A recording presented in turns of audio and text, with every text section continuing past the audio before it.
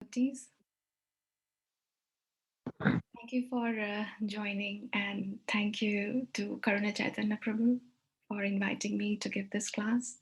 It's, if anything, it's a big honor for me to be here in this platform. Thank you for your kind words. I really feel I'm at the play school stage of my spiritual journey and learnings. Today, whatever good I can speak is only to the credit of other senior Vaishnav devotees who have always inspired me. And whatever mistakes I may make today is all my own. So thank you for this opportunity. I'll begin with the prayers.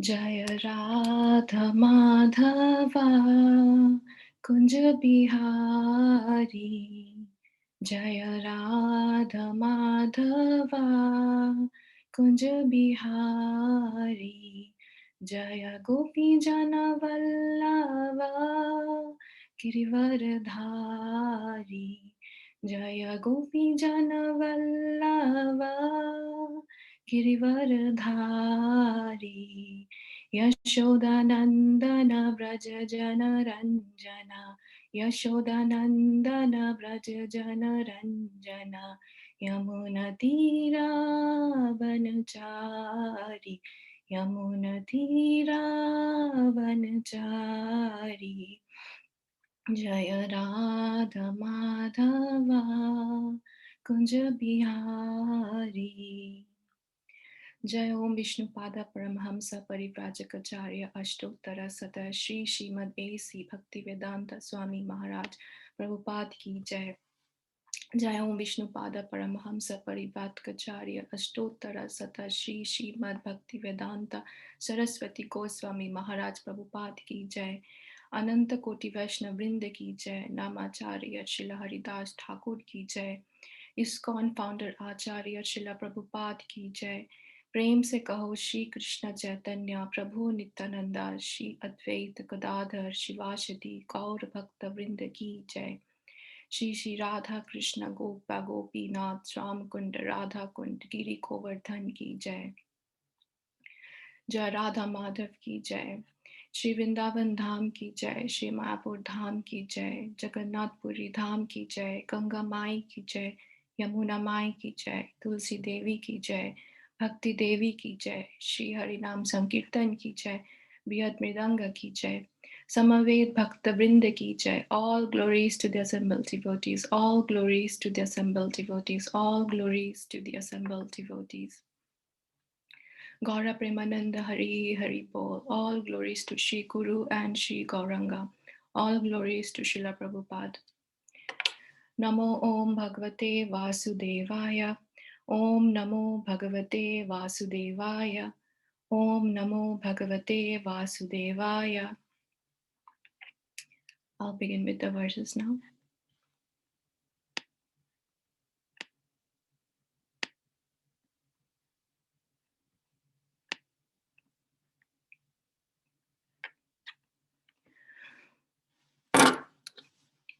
Ajatashatruprithanam gopithaya madhudvisha paribhya sankita snehat prayukta chaturangini.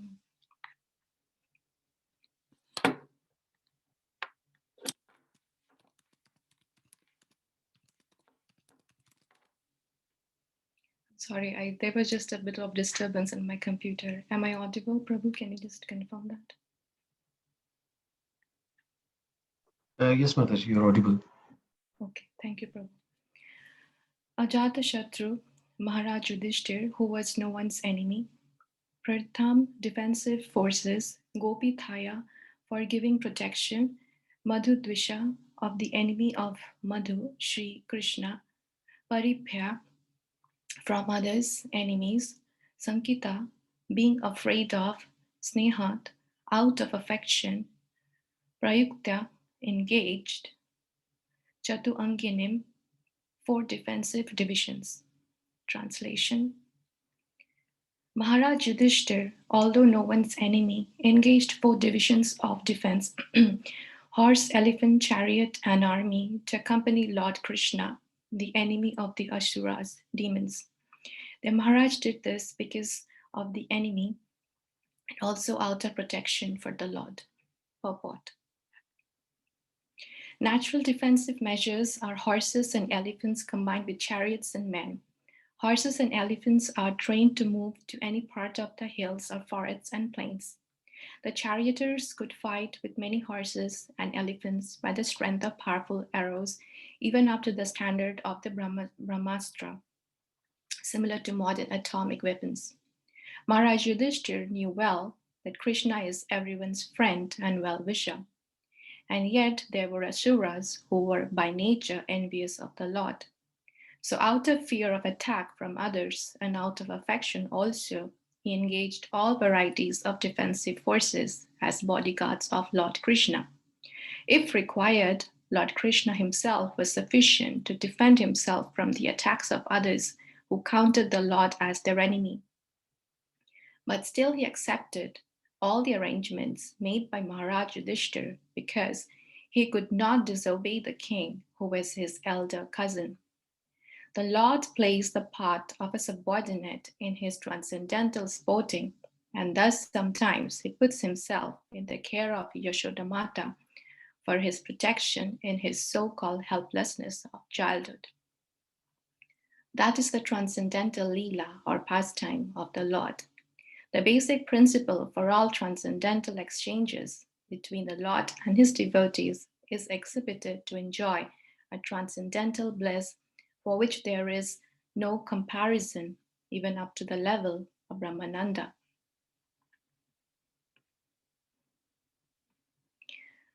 Text number 33.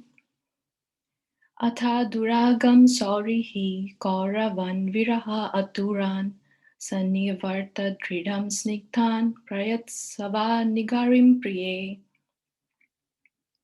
Atha, thus, Duragatan, having accompanied him for a long distance, Sauri, Lord Krishna, Kauravan, the Pandavas, Viraturan, overwhelmed by a sense of separation, Sanivartya, politely persuaded, Dridam, determined, Snigdham, full of affection, Priyat, proceeded, Swanagarim, towards his own city, Dwarka, Priye, with dear companions.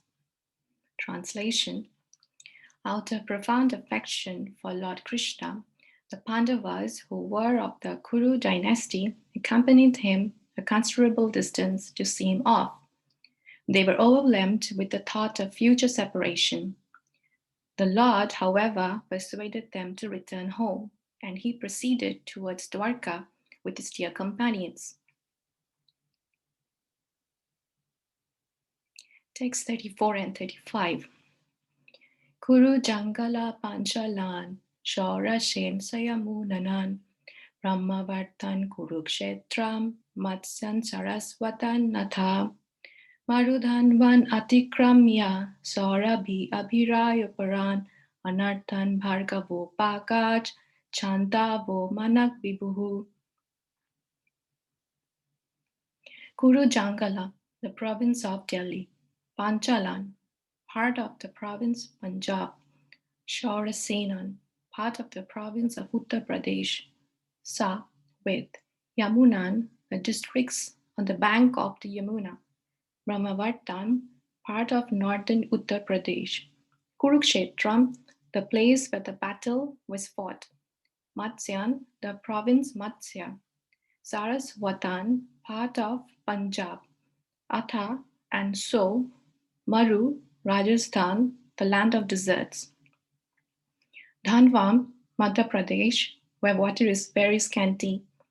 Atikramya, after passing. Savira, Saurashtra. Abhirayo, part of Gujarat. Paran, western side. Anartan, the province of Dwarka. Bhargava, O Saunaka. Upagat, overtaken by. Shanta, fatigue. Vaha, the horses, Manak, Vibhu, slightly because of the long journey. Translation. O Saunaka, the Lord then proceeded towards Kuru Jangala, Panchala, Shaurasena, the land on the bank of the river Yamuna, Brahmavarta, Kurukshetra, Matsya, Sarasvata, the province of the desert, and the land of scanty water. After crossing these provinces, he gradually reached the Sauvira and Abhira provinces, then west of these reached Dwarka at last. Prabhupada's purport. The provinces passed over by the Lord in those days were differently named, but the direction given is sufficient to indicate that he traveled to Delhi, Punjab, Rajasthan, Madhya Pradesh, Saurashtra, and Gujarat, and at last reached his home province at Dwarka. We do not gain any profit simply by researching the analogous provinces of those days up to now. But it appears that the desert of Rajasthan and the provinces of scanty water like Madhya Pradesh were present even 5,000 years ago. The theory of soil experts that the desert developed in recent years is not supported by the statements of Bhagavatam. We may leave the matter for expert geologists to research because the changing universe has different phases of geological development. We are satisfied that the Lord has now reached his own province, Dwarkadham, from the Kuru provinces. Kurukshetra continues to exist since the Vedic age, and it is sheer foolishness when interpreters ignore or deny the existence of Kurukshetra. Text 36. Tatra tatraha tatra te harihi pratyut anarhanaha sayam bhejati shampaschat kavishto gamgatastada. Tatra, at different places. Ha, it so happened, Tatratre, by local inhabitants, Harihi, the personality of Godhead, Pradyut Atharhanaha, being offered presentations and worshipful regards, Sayam, the evening, Bheje, having overtaken, Disam, direction, Paschat, western, Gavishtan, the sun in the sky, Gam to the ocean, Gataha, having gone, Tada at that time. Translation. On his journey through these provinces, he was welcomed, worshipped, and given various presentations. In the evening, in all places, the Lord suspended his journey to perform evening rites. This was regularly observed after sunset. Purport. It is said here that the Lord observed the religious principles regularly while he was on the journey. There are certain philosophical speculations that even the Lord is under the obligations of fruitive actions, but actually this is not the case. He does not depend on the action of any good or bad work. Since the Lord is absolute, everything done by him is good for everyone.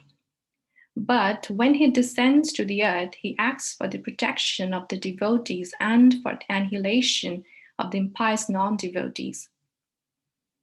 Although he has no obligatory duty, still he does everything so that others may follow. That is the way of factual teaching. One must act properly himself and teach the same to others. Otherwise, no one will accept one's blind teaching. He is himself the awarder of fruitive results. He is self-sufficient, and yet he acts according to the rulings of the revealed scripture in order to teach us the process. If he does not do so, the common man may go wrong. But in the advanced stage, when one can understand the transcendental nature of the Lord, one does not try to imitate him. This is not possible. The Lord in human society does what is the duty of everyone, but sometimes he does something extraordinary and not to be imitated by the living beings. His acts of evening prayer, as stated herein, must be followed by the living being, but it is not possible to follow his mountain lifting or dancing with the gopis. One cannot imitate the sun, which can exhaust water even from a filthy place. The most powerful can do something which is all good, but our imitation of such acts will put us into endless difficulty. Therefore, in all actions, the experienced guide, the spiritual master, who is the manifested mercy of the Lord, should always be consulted, and the path of progress will be short. Thus, in the Bhaktivedanta purports of the first canto, 10th chapter of the Srimad Bhagavatam, entitled Departure of Lord Krishna for Dwarka. I'll do the Mangalacharana prayers.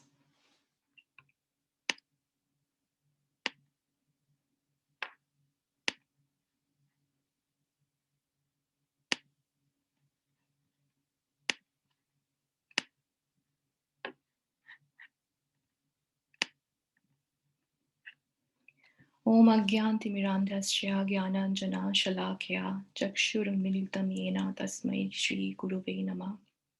Shri Chaitanya Manobishtam Sthapitam Yena Bhutale Swayam Rupa Kadamayam Dadati Swapadantika. Vandeham Shri Guru Shri Yuta Padakamalam Shri Guru Vaishnavimsya Shri Rupam Sagata Jatam Sadakana Raghunatha Vitam Sada Tam Sajivam Sada Vaitam Sadadhutam Parijana Sahitam Krishna Chaitanya Deva Shri Radha Krishna Padan Saha Gana Lalita Shri Vishaka Vitam Sya Namo Vishnu Padaya Krishna Prishta Bhutale Srimati Bhakti Vedanta Swami Niti Namine Namaste Saraswati Devi Gauravani Pacharine Nirvishesha Shunyavadi Paschata Deshatarine Vancha Kalputeveshvacha Kripa Sindhuevacha Pardita Nama Pavanebhyo Vaishnavyo Namo Namaha Namo Mahavadanya Krishna Prema Pradayate Krishnaya Krishna Chaitanya Namne Gauratishin Namaha He Krishna Karuna Sindhu Dina Bandhu Jagatpate Gopesha Gopika Kanta Radha Kanta Namastute Tapta Kanchana Gaurangi Radhe Vrindavaneshwari Rishabhanu Sute Devi Pranamami Hari Priye Jai Shri Krishna Chaitanya Prabhu Nityananda Shri Advaita Gadadhar Shivashiti Gaur Bhakta Vrinda Hare Krishna Krishna Krishna Hare Hare Hare Ram Ram Ram Hare Hare Hare Nam Hare Nam Kevalam Kalu Nasti Eva Gatir Anitya.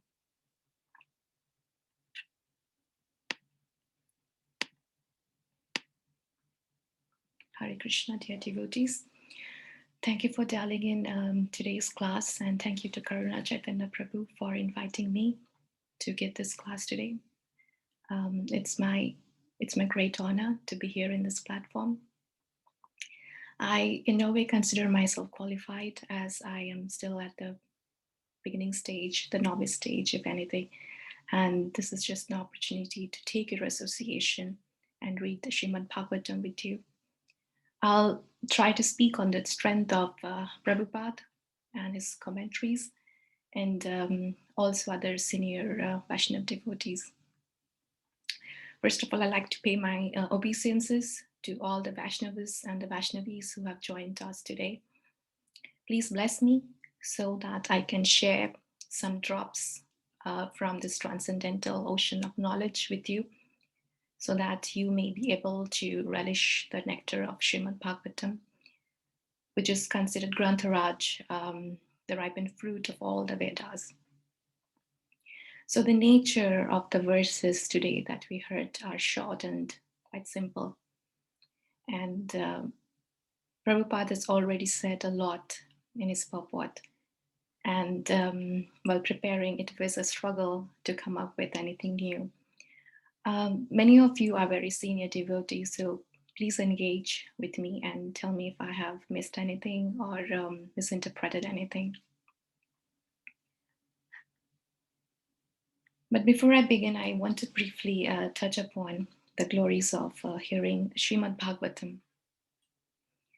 So in Padma Puran, it is mentioned that just by hearing the Sanskrit verses, the syllables of Srimad Bhagavatam, even if we don't understand its full meaning, mukti is karatale sthita.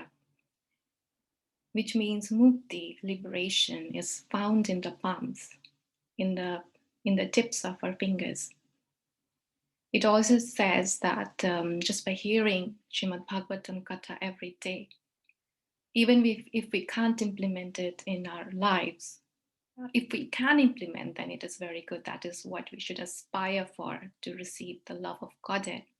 But even if we can't implement it out of some weakness, but at least by hearing, just by Shravana Matre, what happens? Harihi Chityam Shamashreya. That Hari, at whose lotus feet we have to take shelter, we have to place our minds, that Hari, out of his mercy, will leave his abode and live in our consciousness, will live in our minds, will live in our chitta. So our chitta should be with Hari, but Hari comes out of his mercy. That is the benediction we receive by just hearing Srimad Bhagavatam Katha every day. So now we'll begin. Text number 32. So in this shloka, we see Maharaj Yudhisthira is called Ajata Shatru. Ajata Shatru means one who has no enemies. So if we see in Mahabharata, a question to ask is Maharaj Yudhisthira, why is Maharaj Yudhisthira called Ajata Shatru? Is it because he did not have any enemy? We have seen he had enemies like Duryodhan, one of his biggest enemies. But he's called Ajata Shatru because he does not consider anyone to be his enemy. It is not that others were not inimical to Yudhishthira Maharaj. The Kauravas, particularly Duryodhan, was inimical.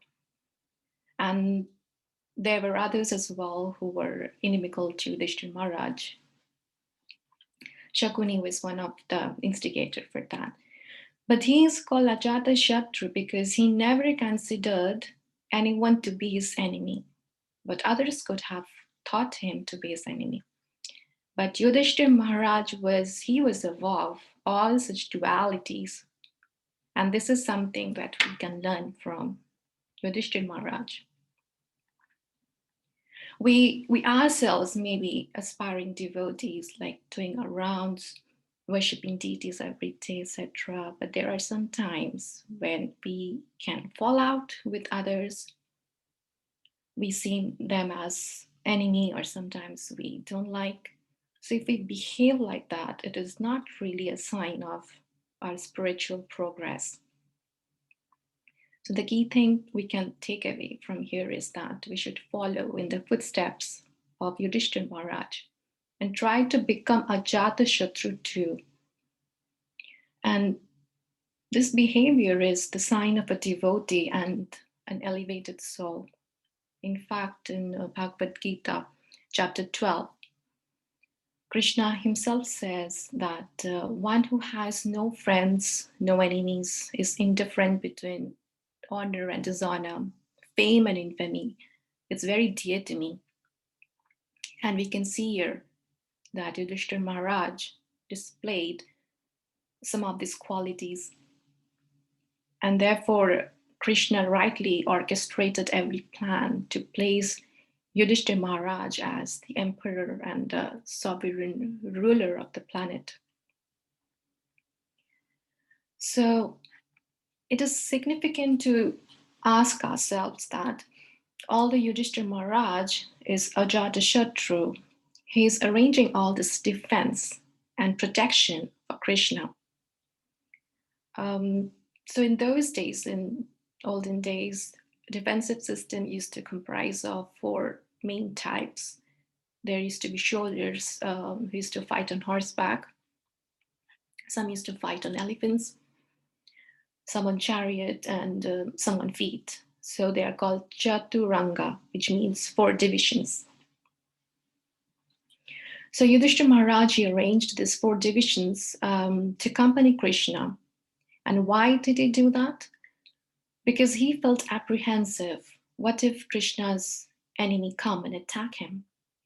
But we know that Krishna is the Supreme Lord. He is a Supreme Controller, the Supreme Protector, the one who gives shelter to everyone. Yet Maharaj Yudhisthira, he, out of love, being a pure devotee of the Lord, was making this arrangement, and that is an expression of his love and affection for Krishna. We know that Krishna requires no protection, but yet Maharaj Yudhisthira, he was trying to look after him as an older brother and as a devotee. And this behavior, we can try to compare this behavior with our own sadhana, and we should try to follow in the footsteps of Maharaj Yudhisthira. So when we see that when we offer bhoga, we perform our own sadhana, like offering bhoga, water, flowers, dresses in the temple, in our own home, as grihasthas. We do that out of love and affection for Krishna. In Bhagavad Gita, Krishna says, you can offer me patram pushpam phalam toyam. I accept this out of love, when it is offered with love. So we offer things to Krishna. We perform these activities not because Krishna needs anything from us, but it is because it's part of our own sadhana bhakti. Out of love and affection, we do this for Krishna. Rather, it helps us to stay connected with him and make progress in our spiritual journey. And by doing this, it's a mercy of the Lord upon us to purify our own consciousness by doing that. So we see here Yudhisthira Maharaj, he was serving Krishna out of love. Now one may think, we offer bhoga to Krishna, but does Krishna really eat? How does he eat? So the Shastras describe that Krishna can perform the activities, all the activities from his limbs, all the activities of the senses from his limbs. For example, we eat with our hand and we see with our eyes, but Krishna can actually eat with his eyes and smell with his ears. So, but only a devotee knows that Krishna can eat. And although he knows that he is the supreme proprietor, the controller, but still we offer food to him out of love. Now, sometimes this is done out of two considerations. One, when it is done out of duty. When it is done out of duty, we call it Vaidhi Bhakti. And when it is done spontaneously out of love, it's called Raganu Bhakti. So in the early stages of devotional life, we can start with the Vaidhi Bhakti, but the requirement is to gradually be developed, to develop ourselves so that the love, the Bhakti becomes more spontaneous. And a wonderful example we can see in the case of Yashoda. She used to literally force Krishna to eat even whilst he was playing in the fields with his Gopa and Gopa friends. So we can see the mood of a devotee here. The mood of a devotee can deepen where out of his love he doesn't feel that Krishna is the God. Rather, he feels that Krishna is the object of my love. So that should be the mood, or we should aspire to have that mood. So similarly, although Yudhisthira Maharaj knew that Krishna is the Supreme Lord, he sent the 4 divisions of army to give shelter and to give protection to Krishna. We know that Yudhisthira Maharaj, he was the elder brother of Krishna, but he was worried that what if somebody comes and attacks Krishna? Although we know in the past Krishna has defeated so many Asuric kings, Jarasandha, and there were many demons that Kamsa had sent before to kill Krishna, but he had defeated all of them. So, and the reality is Krishna is a Supreme Lord and he has no enemies. Krishna even never thinks anyone to be his enemy. But there are some unfortunate souls who become inimical to Krishna and his devotees. And we can see that in the Krishna book, in the Leela, in the pastimes, that those who become enemies towards Krishna, they also receive his mercy. They also receive his mercy in the end. Then what to speak of aspiring devotees like us, who always think of Krishna and try to serve Krishna. So coming back to Yudhisthira Maharaj, why Yudhishthira Maharaj is Ajita Shatru? That's simply because he's a devotee. He never considered anyone to be his enemy, because a devotee is Pandita Samadarshina. Samadarshina means he sees everyone as someone very dear to him, or one who is equally disposed to everyone. We also find references of this in Bhagavad Gita, chapter 12. So the conception of enemy and friendship, enemy and friend, is just due to our mental concoction. It's an illusory involvement. After all that happens in the material world, it's just down to our guna and karma. If someone is inimical towards me, then I'll have to think that I have to understand that I must have done something to him. That's why the reaction is like this. So a pure devotee is not affected by how he's treated. He simply takes it as his karmic reaction, and that's how it helps the devotee to remain equipoised and equally disposed to everyone. So here we see Maharaj Yudhishthir, he being a pure devotee, although he knew that Krishna is the supreme personality of Godhead, he sends his bodyguards to protect Krishna. So one may think that why will I send my bodyguards to Krishna? Krishna is the God, he can defend himself. Why should I spend my resources? Why should I be bothered to send my armies? That would be a complacent behavior of a devotee, and we should have ourselves avoid that kind of an attitude. Otherwise, it shows we have no love for Krishna. Just like, for example, a child, if knows that a father has got all the money, but if he buys some sweet cake for the father and gives it to him, that father, here I brought some sweets for you. The father becomes so happy, he becomes so pleased that, oh wow, my boy has brought something for me, so he will eat it even he has diabetes. So the expression of offering something to Krishna is actually an expression of a love for Krishna. Another theme that I found here was the reflection of the rasa between Krishna and Yudhishthira Maharaj. So as Yudhishthira Maharaj, he was older than Krishna, we see here that he displayed Vatsalya rasa, which is parental, or because parental rasa, or a senior rasa because of age difference.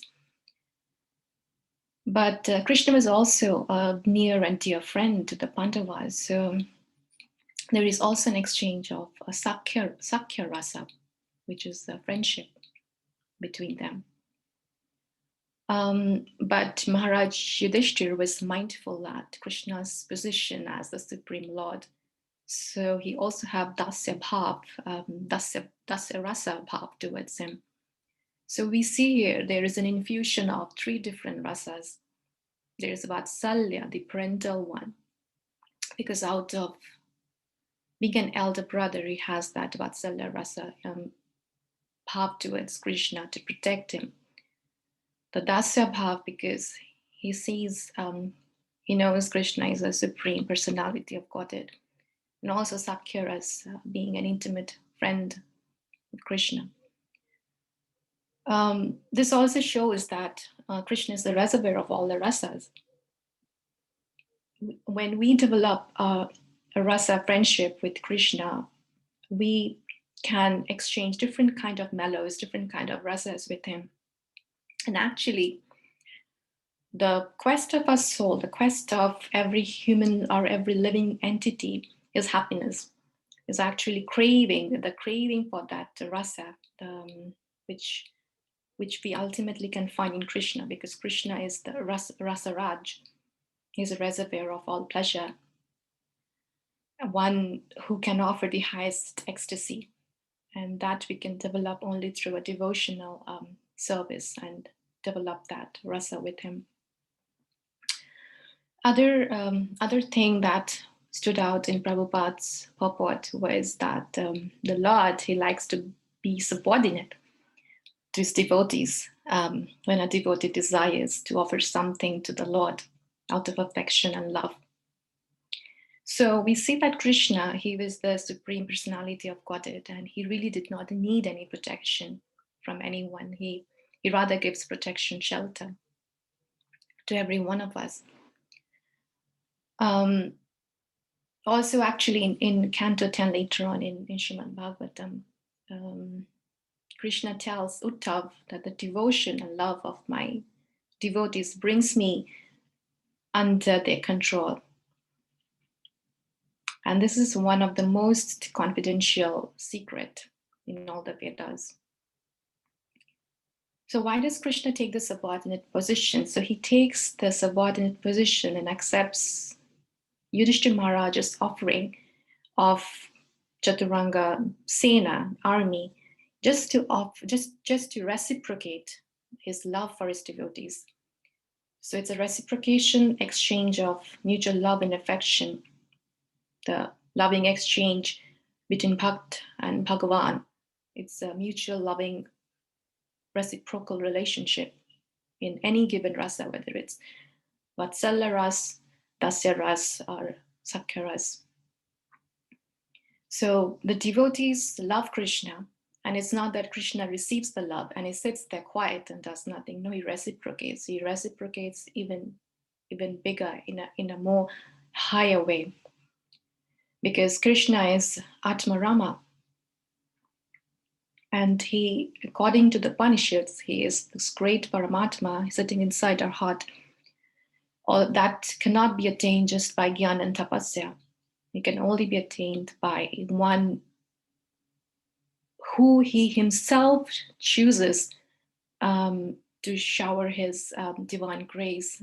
And it is only through prema bhakti, only through prema bhakti that one can attract that divine grace of Krishna.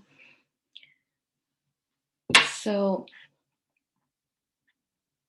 we move on to now the next text 33.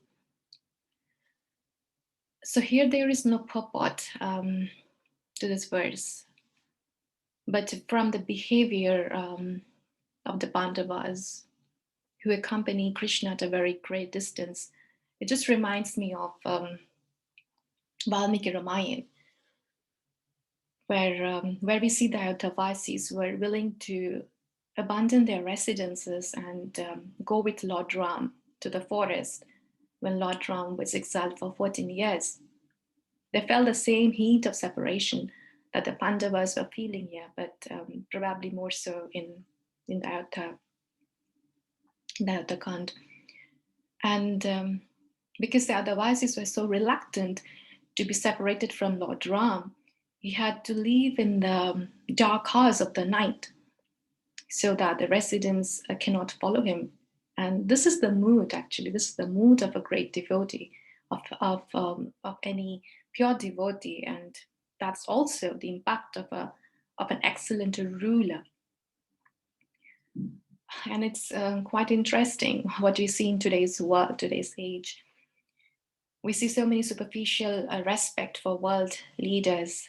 When was the last time? We don't even know when we heard people willing to follow their prime minister, the president of a country, when they left their post. In today's day and age, if anything, we find people are divided amongst themselves. to choose, and nobody's willing to follow the leader. And why is it so? It's because we don't have Maryada Purushottam kings like Lord Ram, or great kings like Maharaj Yudhisthira. So that was one theme. Another theme I found interesting in this verse was love and separation. This is another topic on its own, actually. So the absolute truth, it can be realized in three aspects. That's Brahman, Paramatma, and Ishvara. And although we see the presence of the Lord as Paramatma within us, we see the Pandavas are still feeling the separation. The question to ask, if the Paramatma is inside our heart, why do we still feel the separation? This is because the highest bliss, which is the love of God, or Premananda, that can be attained only when we have developed a relationship with Ishwar, a personal relationship with Ishwar, and in its fullest and absolute form. And in Brahma Samhita, it says Ishwara Parama Krishna. He's the highest Ishwar. He's a love transcendent, and he's the embodiment of love. And when instructing Arjuna, Krishna also said that one who worships me in my personal form is very dear to me, in chapter 12 of Bhagavad Gita. So the love and devotion in separation is called Vipralamba Bhav. That's the highest form of bhakti. And it's even ranked higher than serving the Lord directly. So we see the Pandavas are overwhelmed here in this text, in this verse, with the thought of future separation from Shri Krishna. And this is actually the highest and the purest form of bhakti. Also in the Krishna book, and before in the Krishna Lila, we find the gopis were feeling the same heat of separation from Krishna. And actually, this is a special mercy of the Lord. When Krishna separates himself from his pure devotees, he does so that his devotees can constantly think of him more and more, and by doing so can remain absorbed in him and thinking of him all the time, up to the stage of leaving the body, so that it becomes easy for his pure devotee to come back to him, back to Godhead. And actually later on, in Chaitanya Charitamrita, we see that Krishna himself wanted to experience how this bhav was. So he appeared as Chaitanya Mahaprabhu to experience this love and express this love. So question to us that, do we have a hanker for Krishna in that way, in the same way we hanker for our family members when the family members are away from us? I think that's the mood we should try to develop or strive to develop. And I think it's a good reflection for us to reflect on. So moving on, text 34 and 35.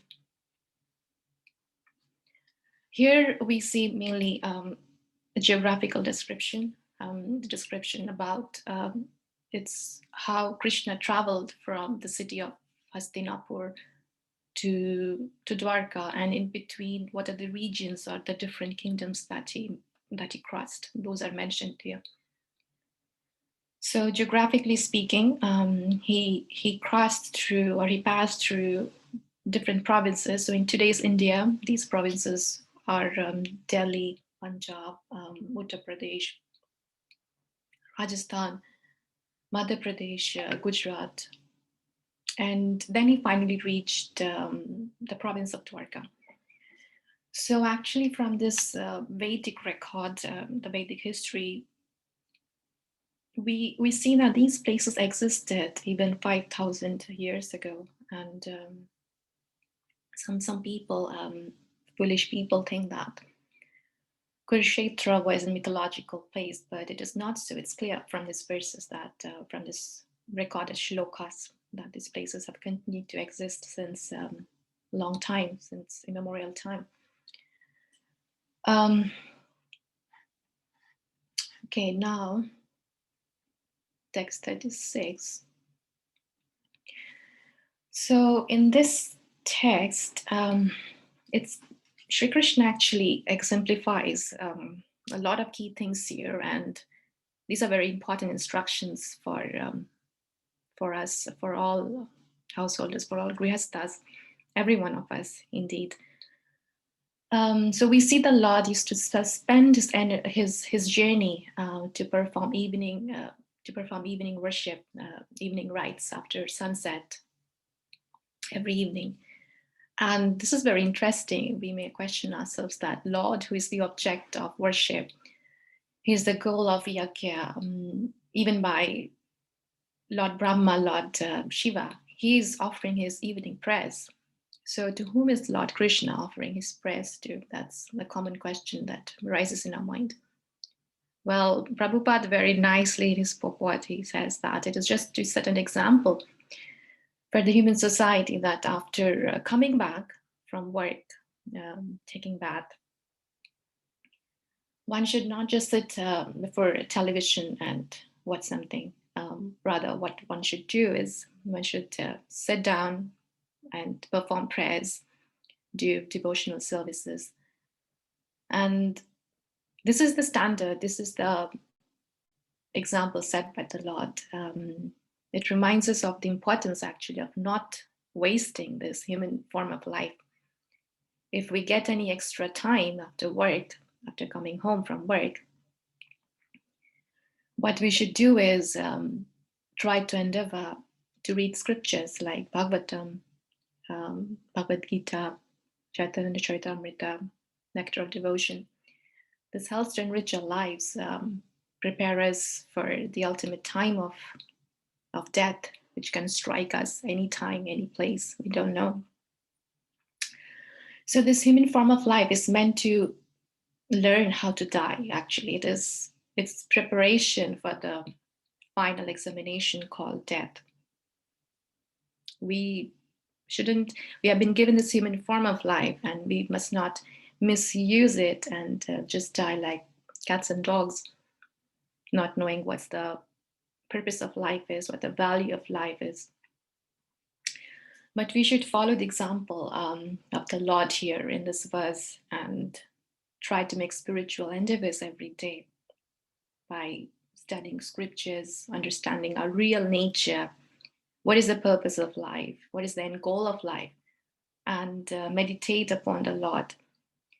And this will help us to prepare ourselves for the last moment when we leave the body, and also help us not to come back in this miserable world, a world of birth, death, old age, disease, who wants to come back here, and help us to go back to Godhead, back to God.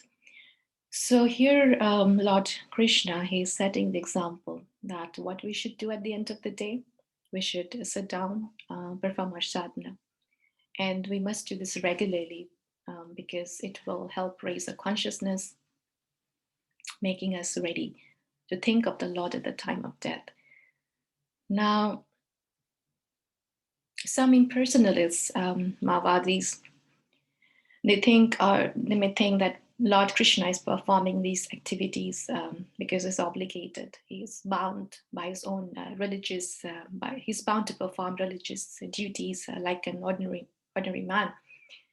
But Krishna is unlimited. He is self-satisfied. He's self-sufficient. He confirms that in Bhagavad Gita, chapter 3, chapter 9, that there is no work that binds me, because I myself am the ruler of material energy. And he says that I perform prescribed duties just to set an example to others. So the benefit, just for the benefit and guidance of the human society, he follows all the rules and regulations just to set an example for us. And actually, we see Krishna doing this in many of his pastimes. So we see Krishna going to Gurukul Krishna Balaram going to Gurukul. Why does they need to go to Gurukul? But still, the Supreme Lord, he does so. He takes the learnings under Sandipani Muni. That is to set an example for the human society. Even Sri Ram, he goes to learn under Vashishta Muni and Vishwamitra. Of course, he does very other. They do, like Lord Krishna does many extraordinary things as well, like lifting the Govardhan hill, performing Raja Leelas, which sometimes we cannot understand. But we shouldn't imitate those deeds.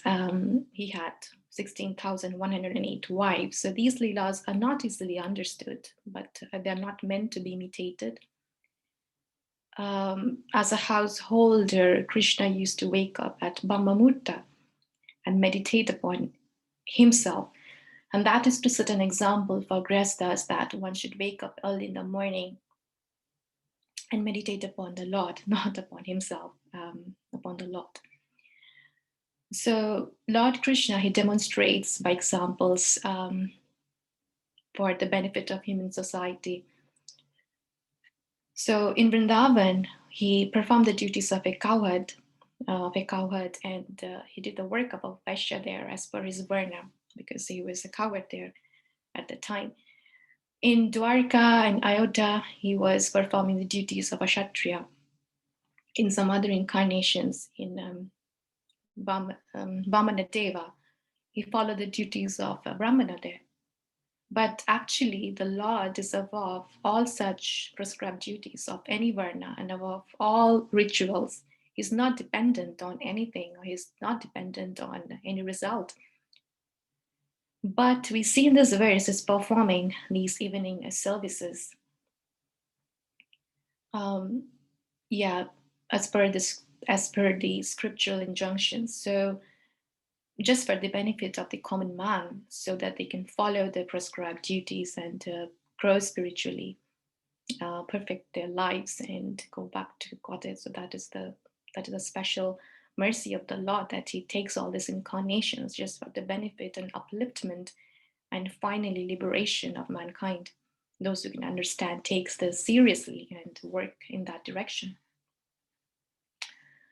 So to summarize what we discussed so far, from the first verse number 32 to 36.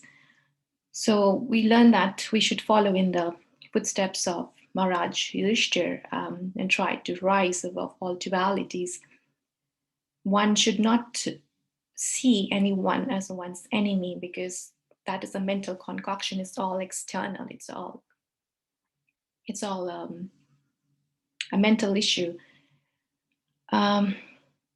Even if we don't get on with someone, we should try to remain equipoised and rise above all dualities, just like Maharaj Yudhishthira did, and which is why he was a pure devotee of the Lord.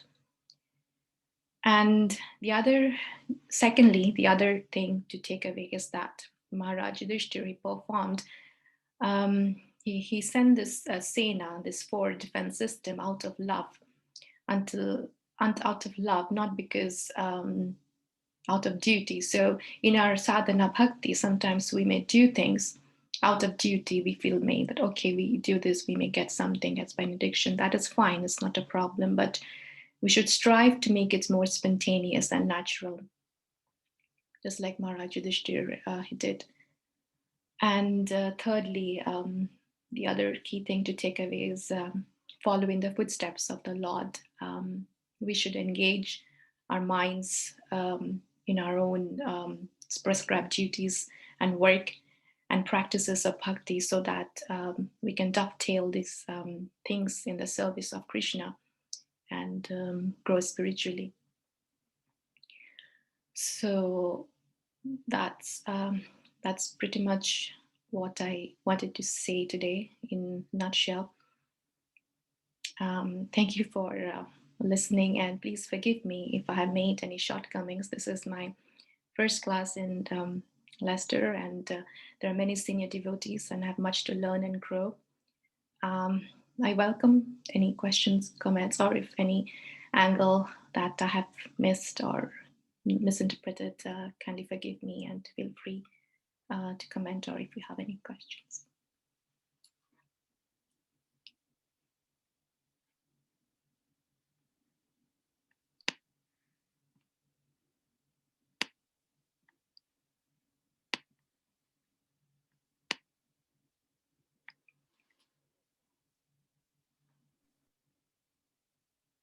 Hare Krishna, Priyanka Mataji. Thank you so much for wonderful insights on these verses.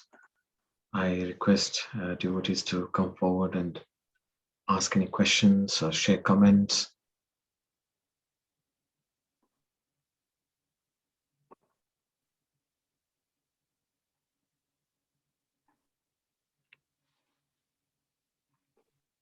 Bal Krishna Prabhu, Manor Govind Prabhu, there's so many wonderful devotees.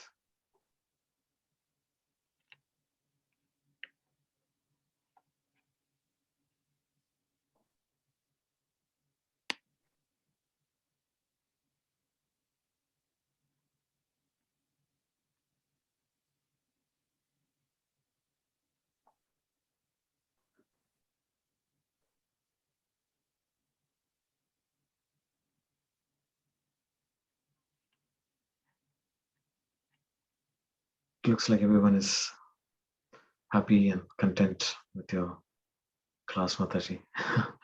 Thank you so much. I request you to make yourself available frequently and teach us based on your study, Shastric study. Thank you once again. And I thank all the participants as well and request them to join again next week with another devotee, good speaker on Bhagavatam. It's going to be Priyadarshan Prabhu this time.